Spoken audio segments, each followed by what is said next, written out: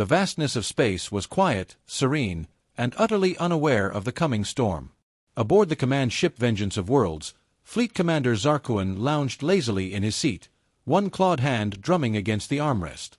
His advisors clustered around a large holographic projection of Earth, displaying the planet's surface in vivid detail. It looked insignificant, a backwater orb of green and blue swirling in clouds, primitive in its natural beauty. Zarkuan sneered at it, already tasting the victory to come. Reports from scouting probes had been clear. Earth was populated by a relatively young species called humans. Bipedal, fragile, and aggressive, but in no way a true threat to the Vectral Empire. Zarkuan waved a dismissive hand at the growing list of human achievements scrolling down the screen. Spaceflight, rudimentary colony stations on Mars, a scattering of defensive satellites, laughable. He had conquered worlds with planetary shields and orbital defense grids. Humans were little more than a curiosity. He rose, towering over his officers, his black armor reflecting the cold lights of the bridge. "Prepare the fleet," he commanded, voice smooth and deadly. "We shall strike with precision and speed. Leave no survivors." His officers bowed low, snapping into action with military discipline born of centuries of unchallenged supremacy. In the corridors, warriors armed with plasma rifles and battle drones buzzed with excitement. It had been too long since the Vectral had found fresh prey worth even the effort of an assault. This was a formality, a rite of dominance. As the fleet moved into formation, thousands of warships gleamed under distant suns, engines roaring to life. The invasion of Earth would be swift, brutal, and complete. Zarkuan retreated to his private chambers, the walls decorated with trophies from fallen civilizations, banners, weapons, even the preserved heads of vanquished rulers. He poured himself a drink of fermented bloodvine and gazed out the viewport as the stars shifted. There was a hunger in him, a need to remind the galaxy of the Vectral's rightful place at the top of the food chain. He thought of the humans with mild curiosity. What made them so aggressive compared to other species? Some scholars suggested that their history of constant internal conflict made them resilient, innovative even, but such theories were irrelevant now. Whatever spark humans possessed would soon be extinguished beneath the crushing weight of Vectral conquest. Meanwhile, on Earth, the first signs of the alien fleet triggered a mixture of reactions. Amateur astronomers posted blurry images of strange lights streaking across the sky. Military satellites picked up anomalies in orbit, and governments across the world scrambled to assess the situation. Protocols for alien contact, long considered hypothetical, were activated. Fighter jets screamed into the skies, missile silos went hot, and bunkers were stocked with supplies. Yet despite the tension, the public mood was oddly defiant. Memes flooded the internet within hours, joking about welcoming our alien overlords, with fireworks, barbecue, and a full playlist of rock anthems. Some even posted videos challenging the invaders to boxing matches or competitive eating contests. It was humanity at its most ridiculous, and somehow at its most dangerous. The Vectral fleet pierced the upper atmosphere with little resistance, broadcasting messages in hundreds of languages. "Surrender and you will be spared, resist and be annihilated." The response was not what they expected. Instead of fearful compliance, they received distorted transmissions of music, laughter, and insults so creative the translation algorithms struggled to process them. A grainy video feed appeared on the bridge of the Vengeance of Worlds, showing a human in mirrored sunglasses, holding a can of beer, saluting mockingly. The words he spoke were translated with chilling clarity: "Come and get it." Zarkuan's claws tightened around the armrest. His officers exchanged uneasy glances. Never before had a species reacted to their arrival with such casual disdain. Zarkuan leaned forward, a low growl rumbling in his throat. "Launch the assault craft," he ordered. "Teach them fear." Outside the ship, massive doors slid open, releasing swarms of black landing pods like seeds falling toward the Earth below. Inside each pod, Vectral warriors prepared for what they thought would be a simple sweep and clear mission. Yet as the pods blazed through the atmosphere, something unexpected happened. Human anti-air defenses roared to life, guns and missiles painting the skies with fire. Dozens of pods were shredded midair, tumbling into fiery wreckage before ever touching ground. On the bridge, alarms blared. Zarkuan barked orders, demanding tighter formations and more aggressive pushes, but the humans fought with an intensity and unpredictability that disrupted every calculation. Their weapons, while primitive by vectral standards, were brutally effective. More than that, the humans themselves displayed no fear. Even as cities came under siege, resistance fighters sprang up everywhere, attacking with homemade explosives, jury-rigged weapons, and a level of ferocity that stunned the vectral ground commanders. Zarkuan watched the battlefields with a growing sense of unease. The humans weren't just resisting, they were adapting, counterattacking, turning every street, every building, into a death trap. This was no ordinary prey. Somewhere deep in the primal part of his mind, Zarkuan felt a flicker of something he hadn't experienced in centuries: doubt. Zarkuan slammed his fist onto the control panel, causing several of his junior officers to flinch in fear. The battle reports streamed in faster than he could process, each more humiliating than the last. His ground forces, designed for swift domination, were now bogged down in brutal grinding combat. Cities like New York, Tokyo, and Johannesburg had become death zones where even the smallest squad of humans could halt entire platoons of vectral warriors. Humans fought with a wild, unpredictable nature that defied logic. They set traps that seemed almost comical, collapsing buildings onto tanks, luring squads into alleys rigged with explosives, even deploying swarms of drones modified from civilian tech.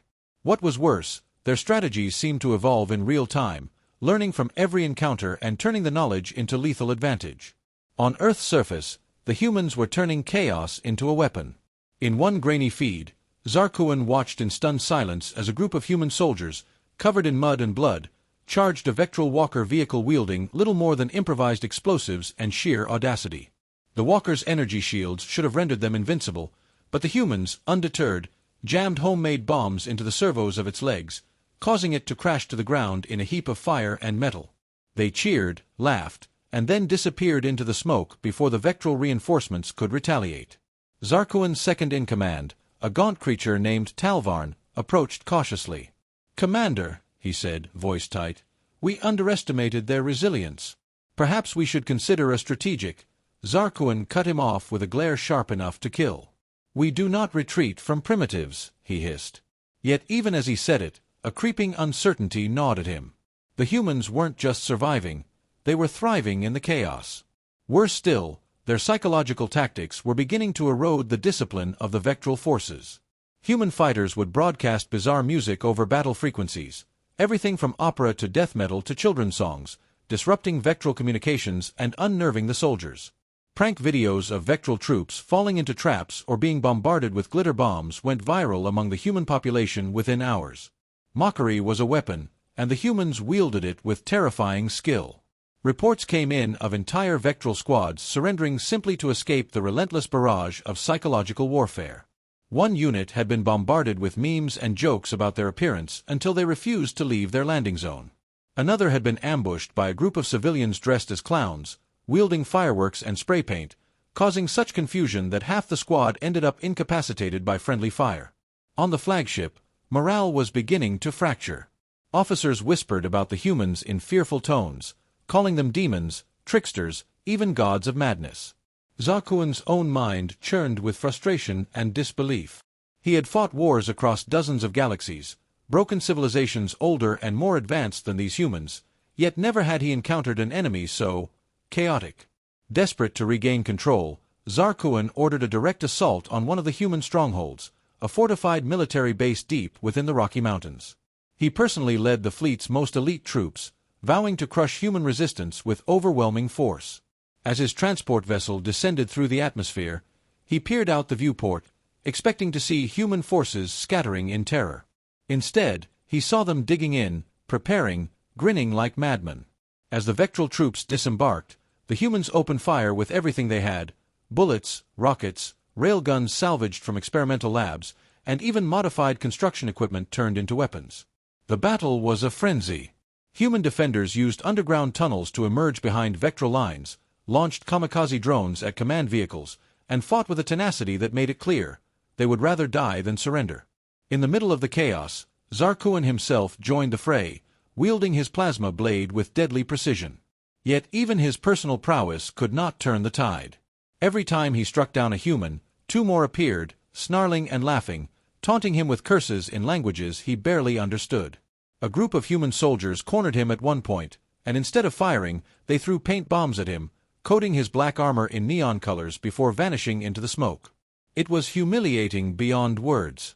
Furious, Zarkuan fought his way back to the landing site, only to find it under siege by a battalion of teenagers wielding homemade explosives and drones controlled by modified game consoles.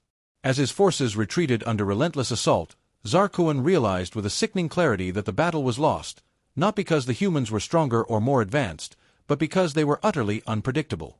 They broke every rule of engagement, laughed in the face of fear, and turned everything, even their own weaknesses, into weapons. By the time the Vectral fleet managed to lift off, they had suffered losses unimaginable against such a supposedly primitive species. Zarkuan slumped in his command chair, armor dented and stained with paint, watching the blue-green planet grow smaller on the screen.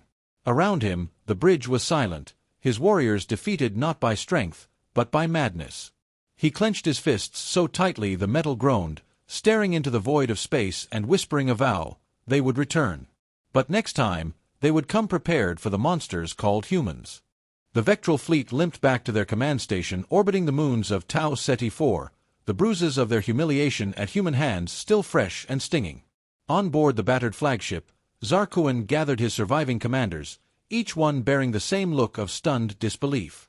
The meeting chamber, normally filled with the hum of strategic calculations and efficient planning, now buzzed with an underlying current of fear.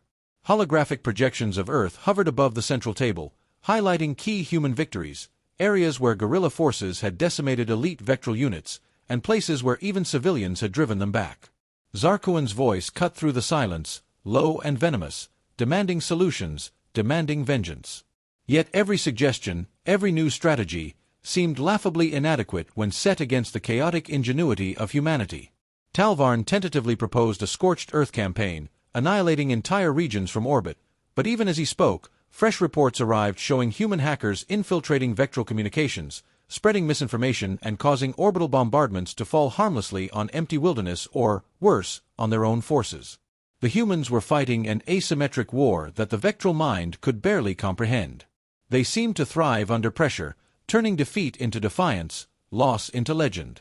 Zarkuan paced the chamber, the sound of his armored boots like thunderclaps of frustration. Images flashed of human defenders creating entire fake armies with inflatable tanks, holographic projections, and pyrotechnics, fooling advanced Vectral scanners into wasting resources and firepower. He remembered the footage of human resistance fighters staging elaborate feasts and concerts in ruined cities, taunting Vectral soldiers with their refusal to bow to fear. Even worse were the psychological tactics, songs blaring from hidden speakers in the middle of battle, children's laughter echoing through empty streets, eerie holograms of ancient human warriors projected onto battlefields to spook and disorient Vectral troops. Zarkuan slammed his clawed hand onto the console, shattering it, and bellowed that they needed a new approach. No more underestimation, no more arrogance. If they wanted to conquer Earth, they had to think like humans, chaotic, ruthless, endlessly adaptive. Talvarn, emboldened by desperation, suggested they study human history, learn from their bloodiest wars and deadliest tactics. For the first time, Zarkuan found himself agreeing with the cowardly tactician. He ordered the archives accessed, demanding a full analysis of humanity's greatest wars. As the Vectral reviewed the records of 2 world wars, of brutal insurgencies and wars of attrition, of relentless urban warfare and civil resistance, a cold realization settled over them. Humanity had not just survived conflict, it had evolved through it, grown stronger because of it. War was not an aberration to humans, it was a part of their nature. The room grew heavier as they watched footage of battles like Stalingrad, the Tet Offensive, Fallujah, and countless others. They saw how humans could endure starvation, horror, unimaginable loss, and still fight on, still find humor and hope amidst devastation. Zarkuan leaned forward, claws digging into the table, and issued a new command. They would launch a campaign of psychological and cultural domination, seeking to break the human spirit without physical confrontation. They would flood Earth's networks with demoralizing messages, use propaganda to turn human nations against each other, exploit their weaknesses for division. If humanity's strength was unity in defiance, then their best chance was to fracture that unity. At first, the plan seemed to bear fruit. Viral messages spread distrust between human factions, and carefully engineered images of Vectral superiority began circulating online. Human governments argued more fiercely, riots broke out in some cities, and a flicker of hope ignited among the Vectral High Command. But once again, they had underestimated their enemy. Rather than crumble under pressure, humans adapted.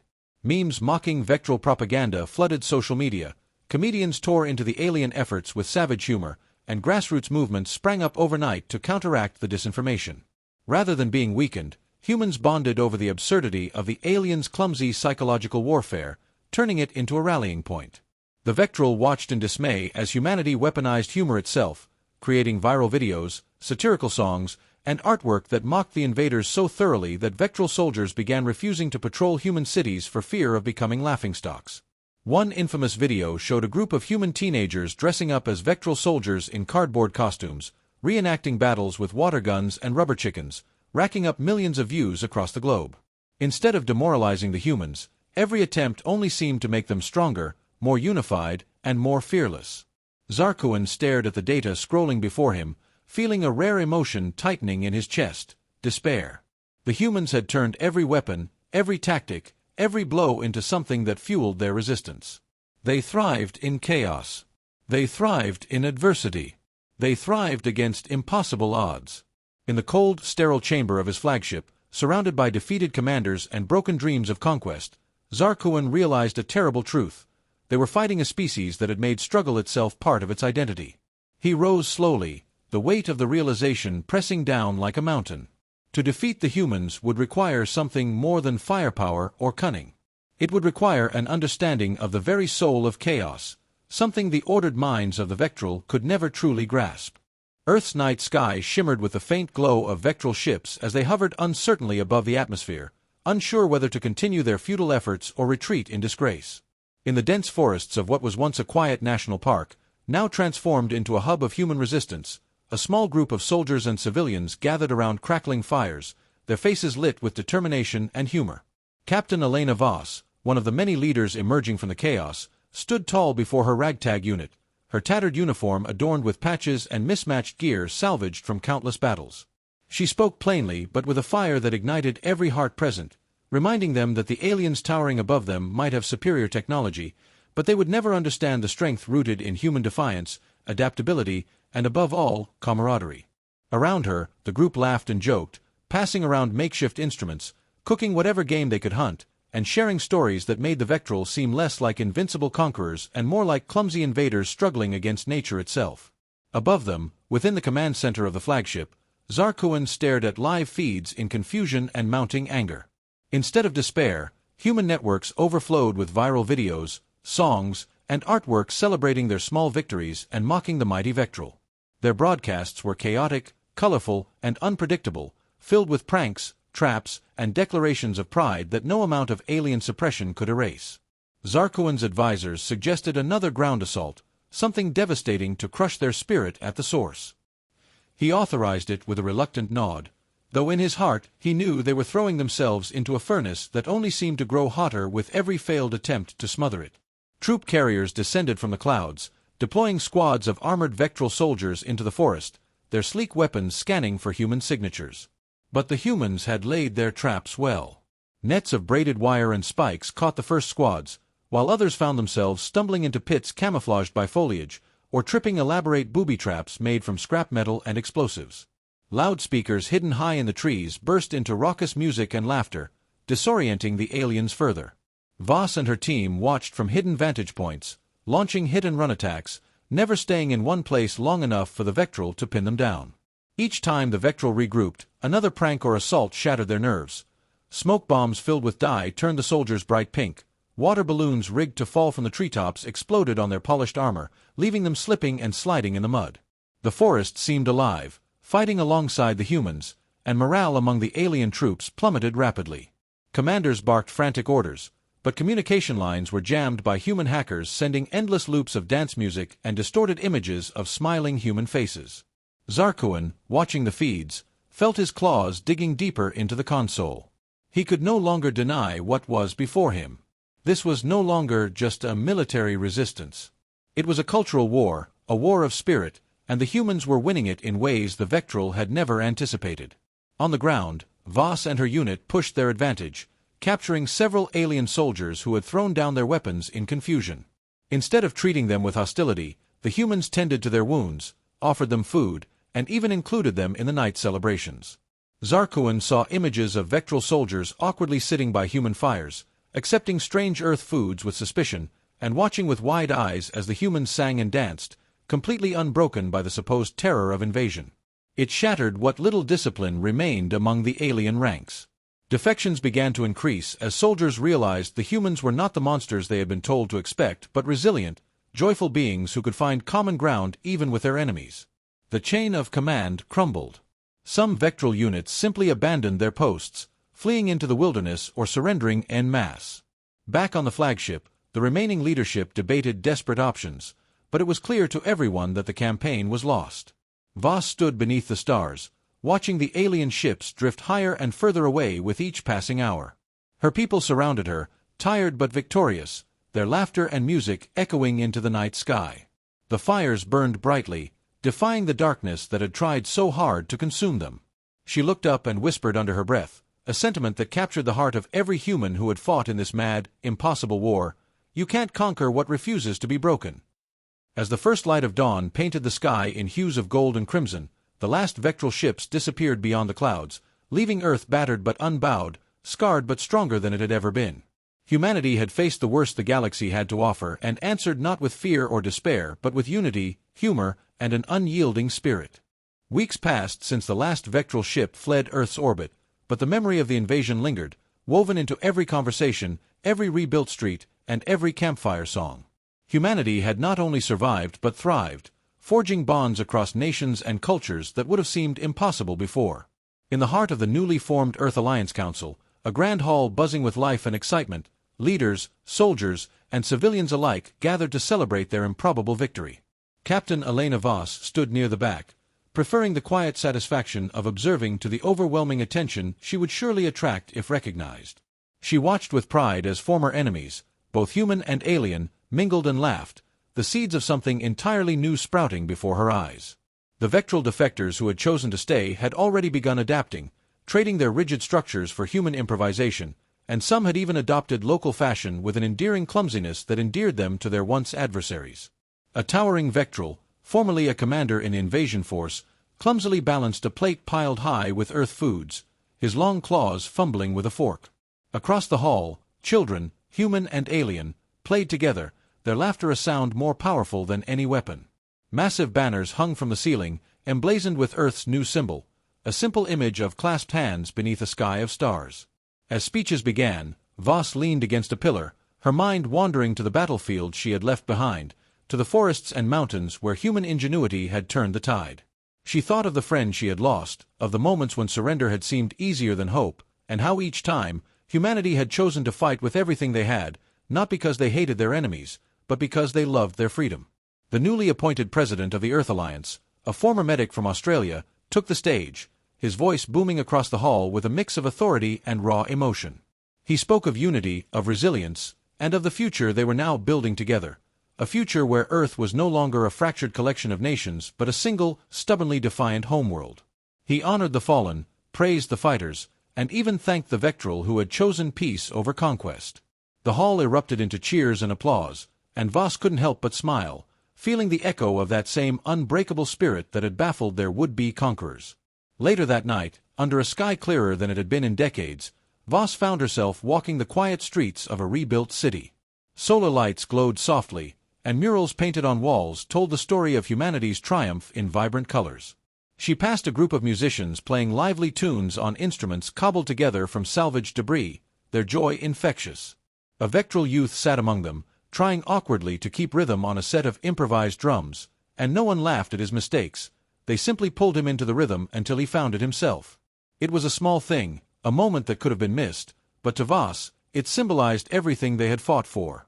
At the edge of the city, where ruins still bore the scars of the invasion, Voss climbed to a hilltop and looked out over the lights below. Humanity had always been a paradox, she thought, chaotic yet orderly, violent yet compassionate, divided yet somehow always finding ways to come back together when it mattered most. The galaxy had underestimated them, seeing only a primitive species clinging to a small blue rock. They hadn't seen the fire that burned in their hearts, the fierce protectiveness for their home and each other, the humor that turned fear into laughter even in the darkest times. She sat down on a piece of broken concrete and pulled a battered notebook from her jacket, a habit she'd picked up during the war. Flipping to a blank page, she began to write, not a report, not a battle log, but a story. A story of humans who had faced down giants and monsters, who had fought not with the best weapons but with the best parts of themselves. She wrote of the soldiers who turned forests into fortresses, the engineers who turned junk into miracles, the artists who turned despair into hope. She wrote of the aliens who learned that true strength wasn't about domination but about understanding, about laughing together under the same stars. And when she finished, she closed the notebook and leaned back, staring up into the infinite expanse above. Somewhere out there, she knew, other civilizations were watching, wondering what Earth's next move would be. Voss smiled, a slow, fierce smile full of promise. Humanity had been underestimated for the last time. They had stared down extinction, and in the process, they had found a unity and strength that no fleet of warships could ever break. She stood, slinging the notebook under her arm, and made her way back to the city where laughter, music, and life blossomed anew. In the distance, rockets flared into the sky, carrying the first human-built ships meant not for defense, but for exploration, for discovery, for connection. Earth was no longer just a world that had survived. It was a world that had been reborn, ready to meet the galaxy not as prey, but as equals.